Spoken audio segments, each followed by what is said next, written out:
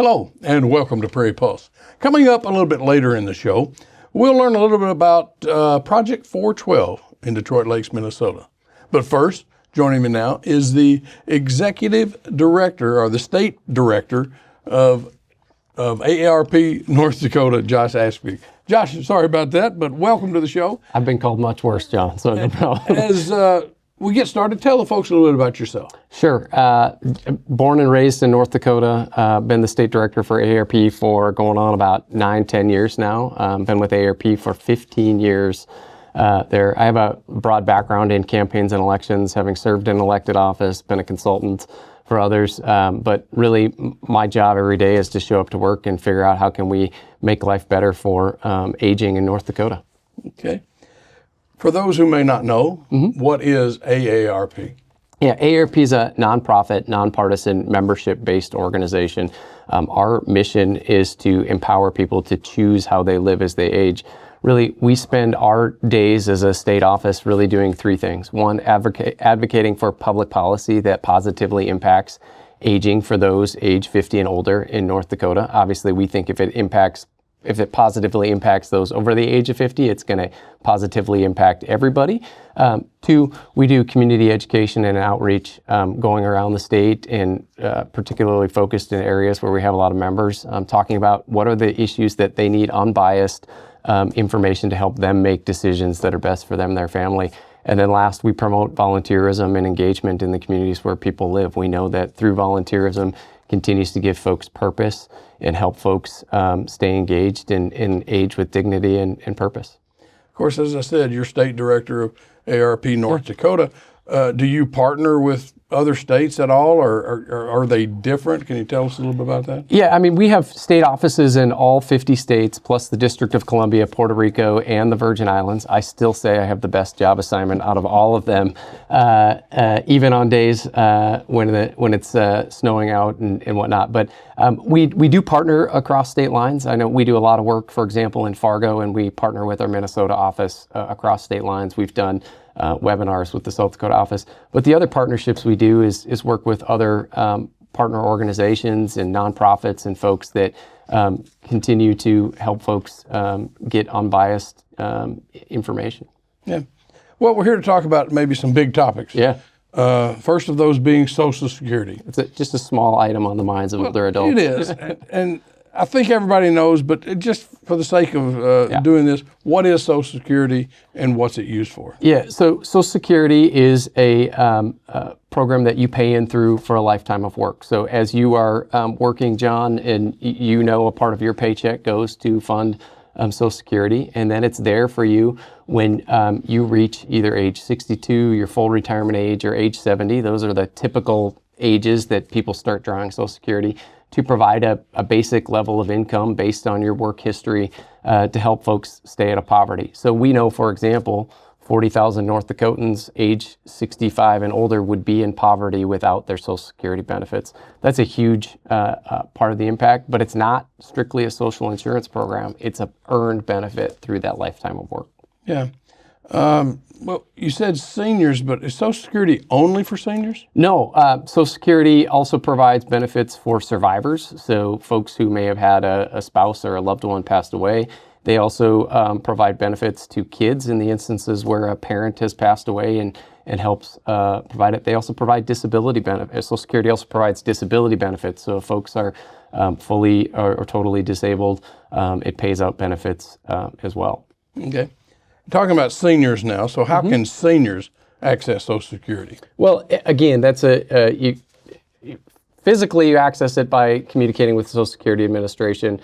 I know one of the things we've really been pushing folks to do is to sign up for their My Social Security account. It's an online account. You can go in and see what will impact your benefits, where are your benefits projected to be at based on your work history and those things.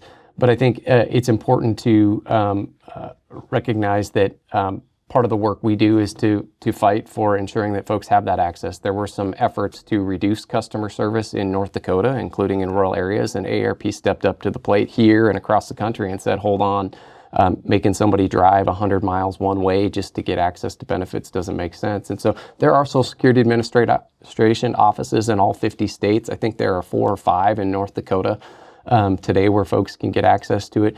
But typically you access that when you reach, again, age 62 is the first age for retirement purposes that you can start drawing on benefits. Or there's what's called your full retirement age, which is generally based on what month and year were you born in. So for example, for me, my full retirement age is going to be 67. And then there's age 70, which is you can continue to allow your benefits to essentially bank and increase your benefit amount up to age 70 if you choose and if that's what's best for you and your family. Yeah.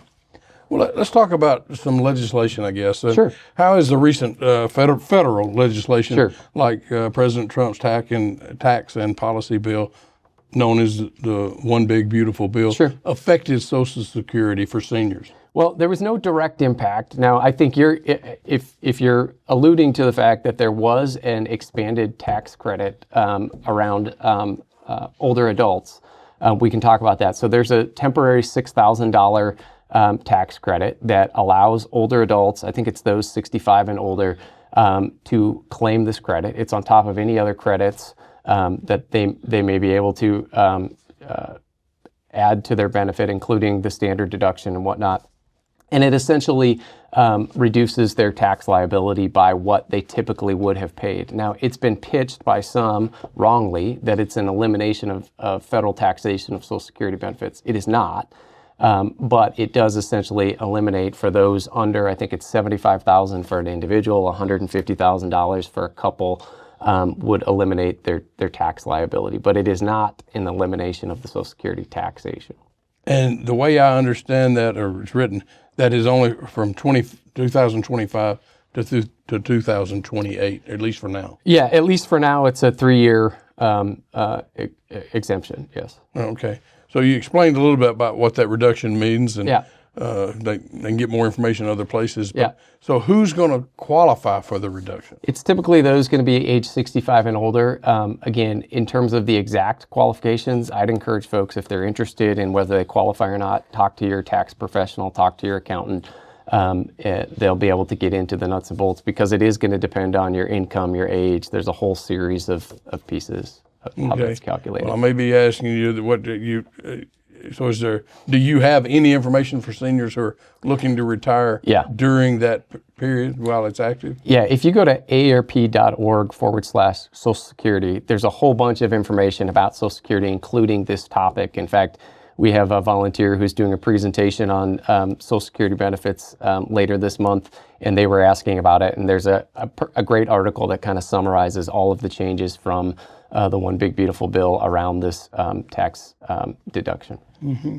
But, so what else can people do to stay educated about changes that, may or may not happen, with the newest tax and spending policies? So the first thing we recommend is people, if you don't have a My Social Security account, is that you set that up. I think that's really helpful in terms of it allows you to get into your individual situation. It allows you to see what does your projected benefit go out to be based on your work history, those types of things. Second is, as I mentioned, AARP has numerous resources. Social Security, protecting and fighting for and strengthening Social Security for today and future generations is a top priority for AARP. And so we have a whole host of resources at aarp.org/Social Security. If you go to aarp.org and click search, you can type in Social Security and find it. But aarp.org/Social Security is where you can find all of that information and get into the details of what you're looking for. How much does the Social Security program cost the federal government? Well, I know this. More than 1 in 5 residents, so that's 69 million Americans, receive Social Security. It pays out $1.3 trillion in benefits every year. And so you're looking at a huge impact when you realize 1 in 5 U.S. residents receive Social Security benefits. Just to put a finer amount and bring it, we started here and kind of to focus in North Dakota, 1 in 6 North Dakotans receive Social Security benefits. It's 146,512 individuals. Put another way, that's 113,000 retirees receiving benefits, and then the rest are either receiving disability benefits, survivor benefits, or spousal benefits. So it's a huge impact. Economically, $3 billion into the North Dakota economy every year from Social Security benefits. That's folks paying for their health care in their local community. They want to stay and age in place. We know that's a top concern for older adults in North Dakota and around the country, I would say. And Social Security provides that basic income. I earlier had mentioned to you 40,000 North Dakotans would be in poverty if they didn't have Social Security benefits. That's 40,000 more North Dakotans we'd have to find state resources to help cover, versus through their lifetime of work, they're now getting a benefit that allows them to be productive, active, engaged members in their communities where they live. So really important. Yeah. Is there a projected date that Social Security will more or less run out? You're getting now to the crux of the issue. So, and I'm going to take it just a second to kind of walk through this, because I think it's really important for folks to understand. So as of today, Social Security can pay 100% of the benefits it's owed. So if it owes $1 in benefits, it can pay $1 in benefits. Starting in 2034, so that's just a simple 8 years away, that goes down to Social Security is going to be able to pay 80 cents on the dollar, or 80% of the benefits it's owed. I want to be clear. That doesn't mean Social Security is going bankrupt. That doesn't mean it's going to go away. It's still going to be able to pay with nothing changing. If nothing changes today, 80 cents on the dollar. And then it projects out to be able to pay around 78 to 79% of benefits in perpetuity. So when you hear this statement of Social Security is not going to be there for me, I'm 44 years old. I'm counting on Social Security. I want it to be at 100%. But even if it's not at 100%, we know it's going to be somewhere between 78 and 80% without any changes.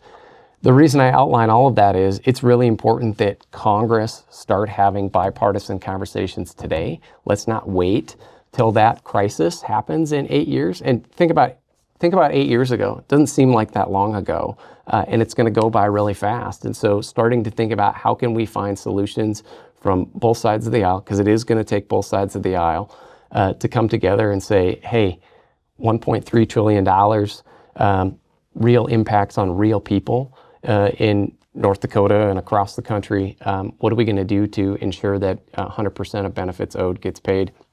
Last thing, because I know you're going to tell me to shut up, but I think it's really important for folks to recognize this and realize this. Social Security's been around for 90 years. In 90 years, it's never missed a payment. 90 years of not missed payments. I'm 44. I've missed a few payments in my lifetime. And so to think about that's pretty incredible. And we're looking forward to continuing to encourage Congress to make sure that continues for the next 90. Well, you talked about this, but why is it running out? We're paying in, businesses are paying in. Why is it running out? Yeah, it's simple demographics. The baby boom generation has reached the age where they're starting to draw on Social Security benefits. We had a huge influx in the 50s and 60s it's the reason they're called the baby boom generation, where more kids were born. I think at that time we were around 6 to 8 to 1 individuals. Today we're around 3 to 4 to 1, and by 2034 I think it'll be 2 to 3 to 1 of beneficiaries paying in versus drawing. And so it doesn't take a mathematician to figure out when you shrink from a large amount of people paying into beneficiaries to a small amount that it starts to impact the ability to pay the trust fund being paid down. And so it's a demographic issue. It's a numbers issue in terms of kids being fewer workers today. Mm-hmm. Well, help me out a little bit. Misinterpretation of some people think that it's going to be fully depleted. So the trust fund would be, and so where you get to the 80% figure is essentially the trust fund today. I can't give you the exact figure of what it is today, but that is slowly being paid down by when it's paying out more benefits than what's coming in. But money is still coming in. And so even when the trust fund hits zero, there's still going to be folks paying in today that will be used to pay out the benefits today. And so that's where when people say it's going to be gone or bankrupt, that's what they mean. Well, let's move on then. What steps are being taken to advocate for keeping this going? Hey, it's an election year, and I think it's important to remind folks that we don't endorse candidates. We don't give money. We don't have a PAC. We have a long, proud, nonpartisan history. So this isn't a partisan statement. This is a factual statement. Folks who are elected to Congress and the U.S. Senate in 2026 are likely going to be a part of the discussions of what happens with the future of Social Security. And so one of the things we know Social Security is on the minds of older voters. It's one of the top concerns for folks going to the polls. We also know that those age 50 and older typically make up the majority of the electorate. So for example, in North Dakota, in 2024, I think they were over 52% of the general election and right around 60% of the primary election, were older voters. And this cuts across lines. 95% of Republicans, 98% of Democrats, 93% of independents say that Social Security is an important government program. And so we're encouraging folks to talk to candidates running for federal office, whether you're in North Dakota, South Dakota, Minnesota. What is their plan for ensuring the future of Social Security is protected, and that when we say we're going to pay 100% of benefits, that's what gets paid? You know, we are running short on time, Yeah. but what does it mean to create a meaningful retirement? Well, I think that's the crux of the question, right? And that's what we, in part, are trying to do. And we do programs around the state and online programs to encourage people to say, what is the future of your retirement? What do you want it to look like? And then what are the financial means to make sure that happens? What's your Social Security benefit going to be? What money have you put away in savings and investments? Hopefully you've had access to a pension or a 401k through your work, and really answering that question, because what a meaningful retirement means to you, John, is going to be different for me in that. Yeah. Well, let's switch to what are some of the challenges providing health care to seniors in rural areas? Yeah, I think when you see, again, this gets back to a demographic issue. The demographics in rural America continue to get older. We have at least 5 counties that would qualify for AARP eligibility. In other words, the average age in the county is over the age of 50 is part of it. And then you know that there are fewer and fewer providers in those rural settings. And we typically see your healthcare needs rise as you age. And so when you have an aging population, fewer providers, that creates a real crunch in how it is. However, I think it's really important. Those rural providers often keep folks in their communities, keep them at home where they want to stay in place and age. And so continuing to find solutions. I know we were part of the discussions during the special session this year about the Rural Health Transformation Fund and trying to ensure that we support family caregivers. You know, there are a number of family caregivers in North Dakota who provide unpaid, uncompensated care. It's folks like my friend George, who every day gets up and makes sure that his wife gets the care she needs to stay independent. Even, I think she's now moved to a facility, but he's still there to help provide the care for those folks that are also providing her care. It's folks like my parents and even myself who have a caregiving journey of helping a loved one stay independent. And without them, the stress on the backs of healthcare, especially rural healthcare providers, would increase dramatically. Okay. Well, you know, what can people look forward to for next year's regular session? Well, I think it's a loaded question, John, and given the time of year, I think you're going to see, just look at what you're seeing in the news in terms of, we've seen signals that there are concerns that some of our fiscal good times might be tightening, and we'll see some budget and belt tightening, which is going to have impacts on all kinds of policy. From an AARP perspective, we're still going to be there championing how do folks have financial secure retirement? How do they make sure they can have access to good quality health care? Really continuing to think about prescription drugs, and then really thinking about fraud prevention. You know, how are we ensuring that older adults are often targeted because of their access to liquidity and in their finances for fraud and scams? And so trying to ensure that we have policy in place that helps protect older North Dakotans. Josh, a lot of information we've hit around and been on, but if people want more information, where can they go? Who can they contact? Yeah, absolutely. AARP.org/ND is your best site. We have events all around, and so check out AARP.org/North Dakota, and then you can always reach out to our office. Well, Josh, good luck to you, and thank you for joining us today. Time flies when you're having fun, John. Good to be with you. Stay tuned for more.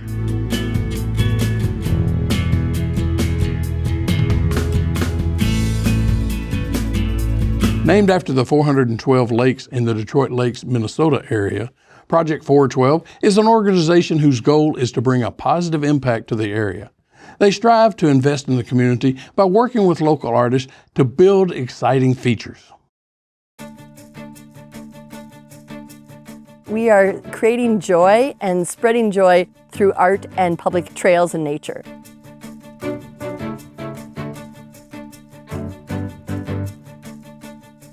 Project 412 is a small nonprofit placemaking organization. We are based in Detroit Lakes, Minnesota. Project 412 has been in existence since September of 2022. And we have one simple purpose, which is we are just trying to do cool stuff throughout Detroit Lakes. Our mission is really to elevate the cultural and economic vibrancy of the 412 Lakes area. We have just really kind of hit the ground running, doing a whole bunch of things, trying things, seeing what sticks, seeing what works. We lit up the park, which was kind of a carryover from the Ice Palace days. We did some cave people in the city park. We did a giant mammoth. In the summertime, we do a series called Trucks and Tunes, and they're free concerts down in our city park. We got a grant from the Blandon Foundation to help fund murals in the community. We worked with a variety of artists on our murals and our utility boxes. Hannah Jarina is the artist who did all of our small art surprises. We're just trying to find ways to celebrate the great local talent that we have. This is Ortonstone Gardens and Sculpture Park. This was a farm, but we've saved it, and instead of turning it into development, we're leaning into all the natural environments. This land has a special nuance to it. You can see Big Detroit Lake from here. There's great hills and valleys. This is a beautiful area where the three biomes that come together in Minnesota are all here. So you see deciduous trees, you see coniferous trees, you see the prairies and the grasslands. We're working with a local artist named Hans Gilsdorf, who's adding 3 bronze pieces to Ortonstone Gardens here, and those will represent the 3 different biomes. The sprites are Greek mythology. They're spirits that are born of the earth itself, that are protectors of nature. And I thought that'd be kind of a fun storyline to kind of create 3 characters, 3 female forms that would actually represent these biomes. And what I wanted to create was just a moment of reflection. So when you're sitting there looking at these sculptures, you're taking in the female form, but at the same time, you're reflecting on why you're here in nature. And it's to slow you down, to respect and to be grateful of what's around us and just to take in all of what's around you.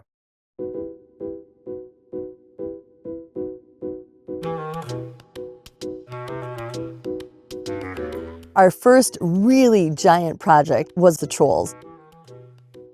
The whole exhibit is called Alexa's Elixir. So you start your troll journey with Alexa in the Detroit Lake City Park, and there's a book there that you can read and hear the story. And then from there, you go to find the 5 other trolls. Each of the trolls has a challenge for you. For example, the troll behind me, her name is Barefoot Frida, and her challenge for you is to walk a mile barefoot. And the idea is that if you can find each of the trolls and do the challenge that each troll has, then you'll find the golden rabbit and defeat the golden rabbit.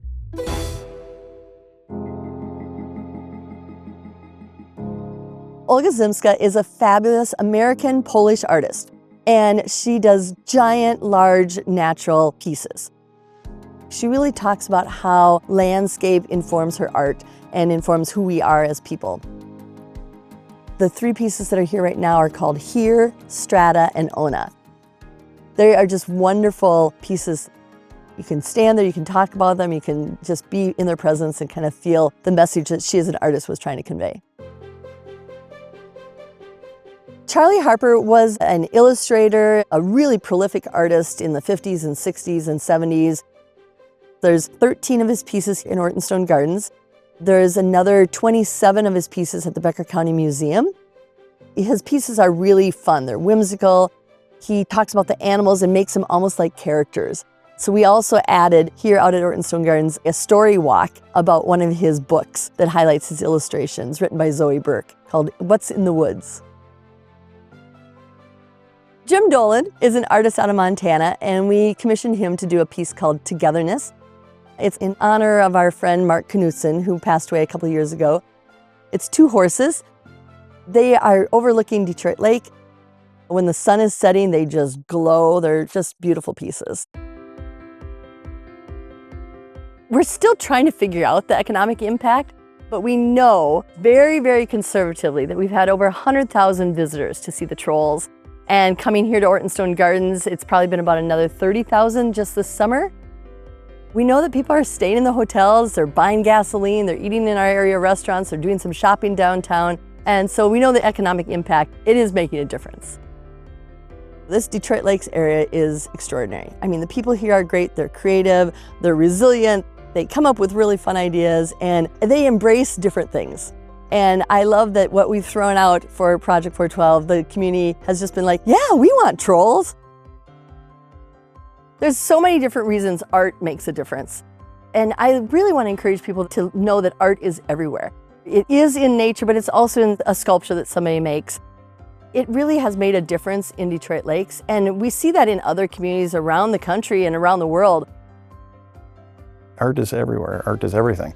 Whether it's music, poetry, sculpture, writing, design, everything.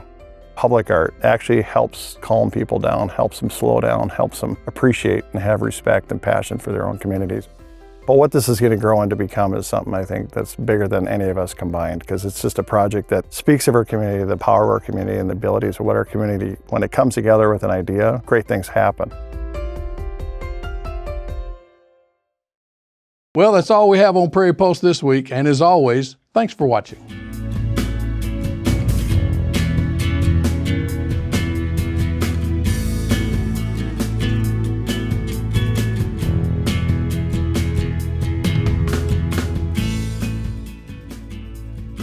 Funded by the Minnesota Arts and Cultural Heritage Fund, with money from the vote of the people of Minnesota on November 4th, 2008.